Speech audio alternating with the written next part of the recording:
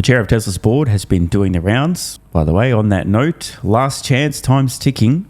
If you haven't already voted your Tesla shares, do it now. In this clip, we get some insights into where the Tesla Optimus humanoid robot is at, including a live demo outside CNBS studios. I know we're all focused on cars, but I'm curious if we're all sitting together 10 years from now, will we think of Tesla as a car company, or will it be a robot company? You know, just even seeing Becky getting those gummies, being handed the gummies by cool. Optimus, is that what it is? And how close are we to true dexterity? Because, you know, people always say that robots can do a lot, but they still can't fold laundry, for example.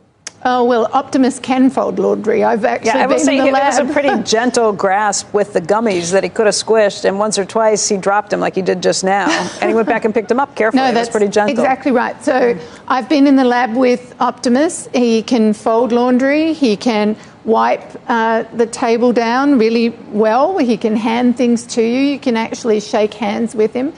The tactile nature of his hand is actually really very good. And so I wasn't supposed to touch it, but I did. Yeah, you can. I mean, That's what she said. Actually, literally what she said. You give a girl some gummies, the next minute she's saying shit like that. Yep. Trolling aside, we're actually seeing an excellent demonstration happening in real time outside the studio right now, where Optimus is extremely delicately handling a package. We also heard Robin Denholm pointing out that Optimus can already fold laundry, wipe down bench tops. I mean, I think it's safe to say, let's just recap here. Delicately, gently, dexterously handling packages, folding laundry, cleaning the kitchen. Now, some of you may be wondering, Stephen, where exactly are you going with this? To which I would respond, no comment. Again, from a cautious perspective, we continue to make sure that people are cautious around him. But you know, he also can dance. You've seen some videos. He's very mobile and very dexterous. He's walking around the offices in Palo Alto all the time. So I'm actually quite excited. But I think to answer your question, we're redefining what transportation is, but we're also redefining robotics and what AI brings to robotics and how versatile the robots will be in the future as well, Andrew. In terms of, by the way, Elon's spending most of his time, it sounds like these days, on the robots themselves. I mean, that's where his focus is. He's spending time on many different areas. On the earnings call, he even talked about the AI chips that he's been working on. It may just be Andrew Sorkin is fishing for clarification here, but it's a strange and bizarre statement to suggest that Elon's spending most of his time on X, Y, or Z thing unless Musk has pointed that out himself. Andrew isn't in the engineering meetings or any of the meetings or shadowing Musk throughout his entire work week, so you wouldn't really know for sure exactly where he is spending the majority of his time. And as Robin's pointing out, there's a lot of different projects on just within Tesla alone that are taking plenty of Musk's attention. Optimus may be the most visible and important in terms of its magnitude over the long term for Tesla. Revenue, profits, it's going to dwarf everything else. But Tesla has a lot of important irons in the fire, all of which are taking some of his attention, surely. And the team are working on, obviously, the software. We do have a few other vehicles coming out, so he spends time on that. Was anyone else paying attention then? This is a brand new interview, and we've just heard multiple new Tesla vehicles coming. I mean, one of those may be the Cybercab, another may be the Robovan or Robovan, as it's trollingly been referred to. Or maybe there's others in the pipeline, who knows? But surely she can't possibly be referring to the already released Model 3 standard, Model Y standard. Maybe she's referring to the future Roadster. Only a couple of minutes in and already a lot of very juicy nuggets here. He's spending time on everything across the board.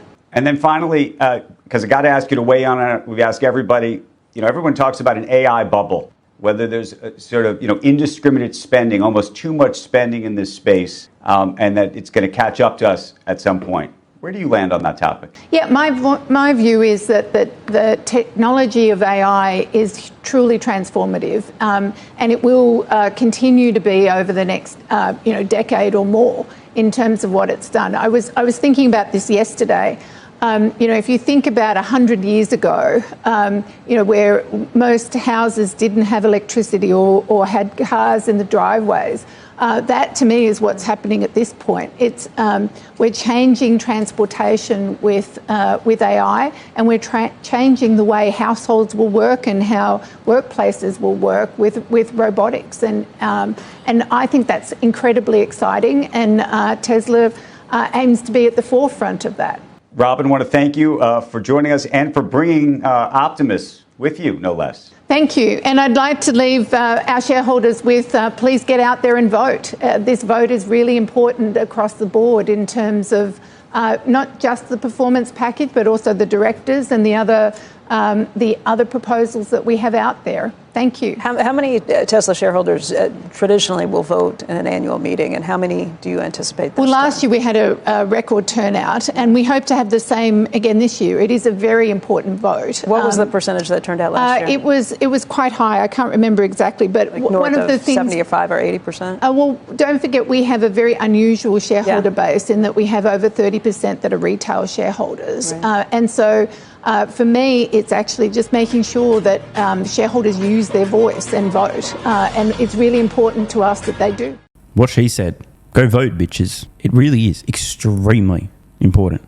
Make sure your friends, family, colleagues, even your enemies have also voted their Tesla shares. The future of the company hinges on this. Now, I'd just like to remind everybody in yesterday's video that I predicted that we're at a point now where analysts know that Tesla will be successful at scaling autonomy with their vision-only approach. And not only do they know, but now they know that other analysts know.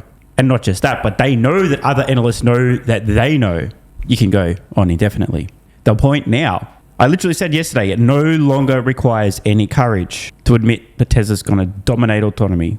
The problem's solved. And companies like Waymo are abso-fucking-lutely cooked. And in completely unrelated matters, less than 24 hours after I published that video today, Morgan Stanley's Adam Jonas, in a new note on Tesla, quote, I'm calling it, autonomous cars are solved. Do I mean 6 or 7 nines to the right of the decimal? No. Perfection? Never. But enough to pull the safety driver at scale in major metros. Now I just want to take a moment here. He's right. As I've been saying, the limiting factor for Tesla removing their safety monitors isn't regulatory. It's Tesla holding themselves to a much higher standard. Because again, the literal first safety critical incident in a Tesla Robotaxi anywhere on Earth, headline news for a fucking century. The media's going to milk it so hard it'll bleed. In other words, I completely agree with Adam Jonas here because I've been saying exactly this. The note continues, another quote. From our discussions with Tesla, it appears the only thing preventing Tesla from pulling the driver is its own abundance of caution. Now, I have to jump in here again, full disclosure. I have not had these conversations with Tesla, but I have been saying the same shit. How? My brain. It works. Let's continue with the quote. Our understanding is that there is no other explicit regulatory approval required to pull drivers in Texas. A passive optical only autonomous vehicle system would seriously challenge the conventional thinking of many in the Robotaxi community. I think he may be referring to the LiDAR tards. Tesla truly believes that radar and LiDAR do not make its cars any safer. It is our long-standing opinion that if you solve autonomy for cars, you solve autonomy for many other form factors of AI-enabled robotics, including aviation, marine, weapons, etc. It continues, Tesla will have around 8 million vehicles in the global park, just call it fleet, what's with these fucking weird acronyms, bruh, by year end. 12% FSD penetration, paying monthly subscribers and upfront purchases, implies 1 million active paying users. If we were to apply the $99 per month subscription fee to all users, including upfront payers for comparative equivalency, that implies approximately 300 million of quarterly FSD revenue, or 1.2 billion annualized FSD revenue at a year-end exit rate. Assuming an 85% margin would imply approximately 1 billion of EBIT, accounting for 15 to 20% of total company, as in total company EBIT. Highly profitable, highly reoccurring. And I will just jump in here. Importantly, what he's getting at here is, and I'm going to make sure this is really clear, I'm calling it, autonomous cars are solved. Currently, Tesla only has a 12% FSD take rate.